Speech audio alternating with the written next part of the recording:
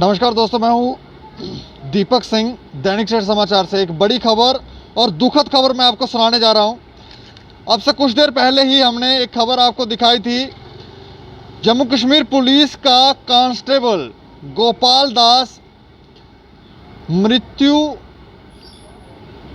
उसकी हालत इतनी ख़राब थी कि वो ऐसे जूझ रहा था और जम्मू कश्मीर पुलिस के ऑफिसरों का ये दायित्व था कि वो ये ध्यान दें, वो देखे कि कोई ऐसी परेशानी तो नहीं उस कांस्टेबल को, उस जवान को, कि वो उसकी हेल्प कर सके। लेकिन किसी ने सुध नहीं ली और हमने 6:30 बजे के करीब ये स्टोरी चलाई थी, लेकिन 7:30 बजे के करीब इस कांस्टेबल की मृत्यु हो गई है।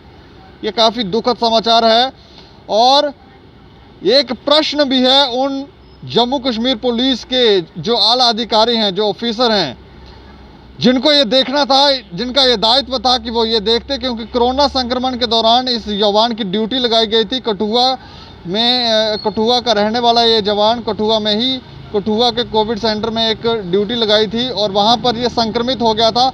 वहीं पर बाद में इलाज भी करने लगा और लगभग 1 महीना वहाँ पर इलाज करवाने के बाद भी जब वो ठीक नहीं हुआ तो फिर वो बाहर जाकर प्राइवेट क्लिनिक में अपना इलाज, प्राइवेट अस्पताल में अपना इलाज करवाने लगा, जहां गवर्नमेंट मेडिकल कॉलेज में उन्होंने आना उचित नहीं समझा, क्योंकि विश्वास जो है वो नहीं है और उनको लगा शायद प्राइवेट जाकर उनका इलाज होगा। लेकिन खर्च, पैसा जो है वो कहां से लाया जाए, कैसे किया जाए, ये एक बहुत बड़ी समस्या थी। और जम्मू कश्मीर पुलिस के पास फंड्स हैं, वो ऐसी स्थितियों में इनकी हेल्प कर सकते हैं, लेकिन हेल्प करेगा कौन? कोई पूछने तक नहीं गया। पूरी जानकारी के लिए हमारे संवाददाता हैं, लेकिन पहले मैं वो तस्वीर भी आपको दिखाना चाहूँगा गोपाल दास की। ये देखें आप, ये तस्वीर है गोपाल दास की। ये कार्ड है उनका, जम्मू कश्मीर पुलिस ऊपर लिखा गया है। लेकिन आप सोचें कि कोई सुध लेने वाला नहीं है, किसी को कोई नहीं पड़ी, कोई मर रहा है, मरने दो। अब हमें लगता है जवाबदेही तो बनती है उन ऑफिसरों की जिनका ये दायित्व था। अगर वो ध्यान नहीं दे सकते तो इन जवानों को वहाँ पर ड्यूटी पर लगा ही क्यों रहे हैं? हमारे साथ बात करने के लिए राजेंद्र भगत हैं, क्योंकि इन्होंने उनके परिवार वालों से भी बात की थी। राजेंद्र जी, हेलो। अच्छा, मैं जानना चाह रहा हूँ ये कितने बजे मृत्यु हुई और क्या जानकारी है पूरी? दीपक, जो उनके परिवार वालों ने जो मुझे लगभग 8:15 के करीब ये कॉल की है और उन्होंने मुझे बताया है कि जो गोपाल दास जी हैं वो अब नहीं रहे हैं, उनका देहांत हो गया, कुछ देर उससे पहले हुई है। तो ये इस समय 14 स्पॉट हॉस्पिटल जो अमृतसर में है वहाँ वो इलाज करवा रहे थे जी। और परिवार को दिन के समय भी और कल भी जब उनसे चर्चा हुई तो उन्हें ऐसा लगा था, वो कह रहे थे हमसे कि हमें कोई भी अधिकारी जो है हमें पूछने नहीं आया अभी तक, और फाइनेंशियली तौर पर भी वो खुद को बड़ा कमजोर महसूस कर रहे थे। आज भी मुझे बता रहे थे कि लगभग 3 लाख के करीब जो है वो राशि खर्च कर चुके हैं, लेकिन आगे के पैसों का इंतजाम करना उनके लिए काफी कठिन हो रहा था जी। और उन्हें हमने भी भरोसा दिलाया था और स्टोरी करने के बाद ही हमने तकरीबन सभी अधिकारियों को वो पहुंचाई थी और हमें ये उम्मीद थी कि खबर चलते ही शायद कोई अधिकारी उनके संपर्क में आएगा और जो बेटर इलाज होगा जो उस बंद पे कोई भी, क्योंकि वो जम्मू कश्मीर पुलिस का अधिकारी है और ड्यूटी के दौरान, कोविड की ड्यूटी के दौरान वह संक्रमित हो जाता है और उसके बाद उसकी ये कंडीशन हो जाती है और आज लगभग 40 दिन के करीब ये समय बीत जाता है, लेकिन इतनी लंबी अवधि में भी कोई भी अधिकारी वहां तक नहीं पहुंचता, उसकी सुध लेने के लिए नहीं पहुंचता। और दीपक, मैं बता दूं, ये जो गोपाल दास है आयु बहुत कम आयु है अभी। थोड़ी आपकी आवाज कटी है, वापस आप बताएंगे थोड़ा?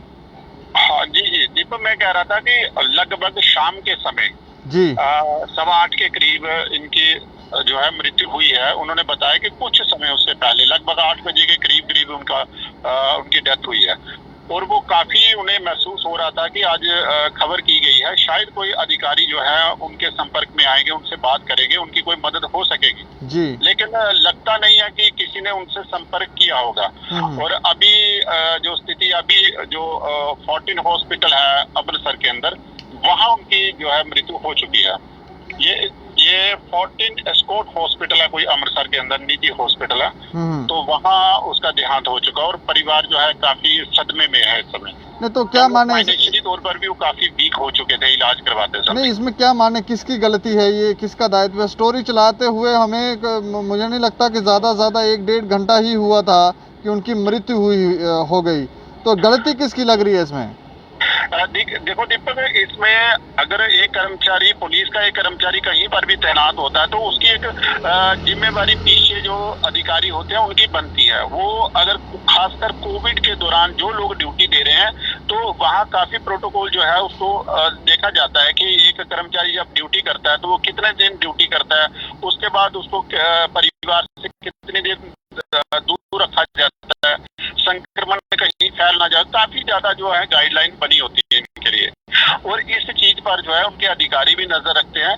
लेकिन मुझे ऐसा लग रहा था कि यहाँ तो बिल्कुल ही सारे नियमों की धज्जियां उड़ा दी हैं। डिपार्टमेंट ने जब वो संक्रमित हो चुका है उसके बाद वो वहीं पर एडमिट होता है, उस समय भी किसी भी अधिकारी ने वहां जाकर उसका हाल नहीं जाना। हालांकि जो उनके सीनियर अधिकारी बनते हैं, जो आस पड़ोस के हैं, जो ड्यूटी पर उन्हें तैनात करते हैं, कांस्टेबल को जो ड्यूटी पर तैनात करते हैं, उनकी जिम्मेवारी बनती है कि वो अपने सीनियर अधिकारियों को बताएं कि उस हमारे जवान की स्थिति कैसी है। लेकिन इसमें किसी भी नियम का पालन नहीं हुआ है। अभी तक भी जो परिवार ने भी, हमने जो पहले खबर की थी उसमें भी उनके परिवार के सदस्य भी ये कह रहे थे कि हमसे कोई संपर्क नहीं साधा गया, केवल और केवल ये कहा गया कि आप छुट्टी के लिए अप्लाई जो आप कर सकते हो। कुछ इस तरह की बात हुई थी।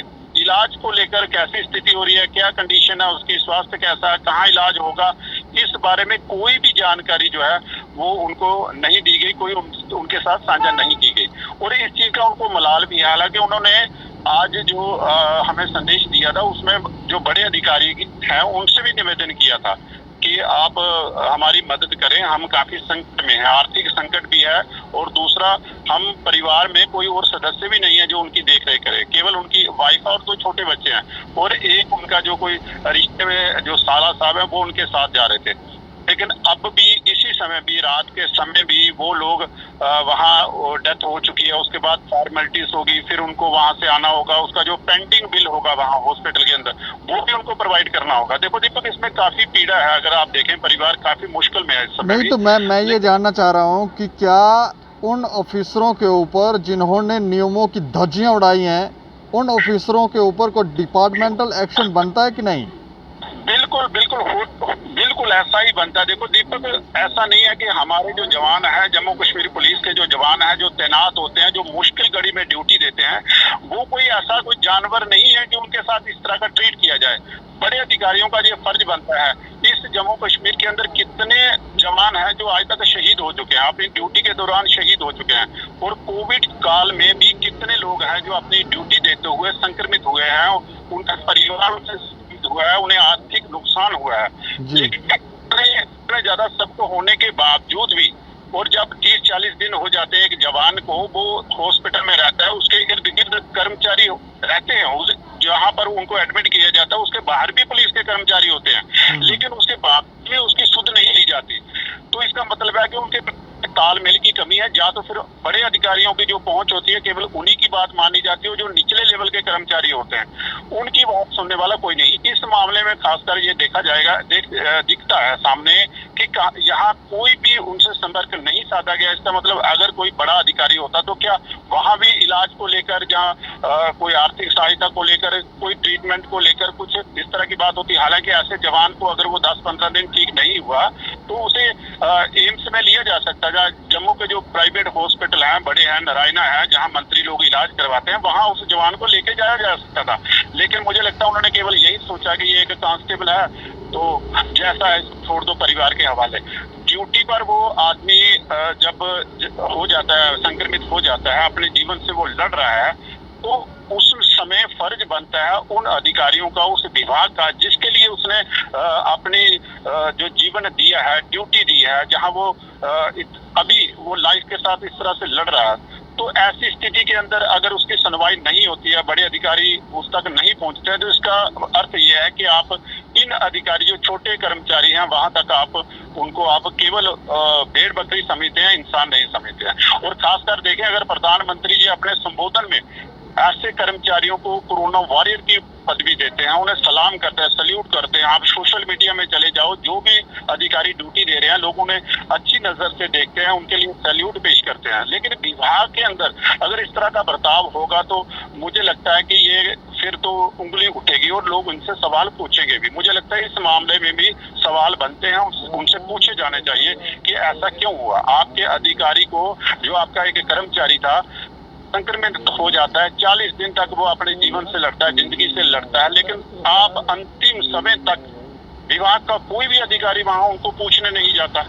देखो, इसका जवाब मुझे लगता है विभाग को देना पड़ेगा। लेकिन मैं ये जानना चाह रहा हूँ कि क्या क्योंकि कोई आर्थिक मदद उनके परिवार को मिलनी चाहिए कि नहीं मिलनी चाहिए?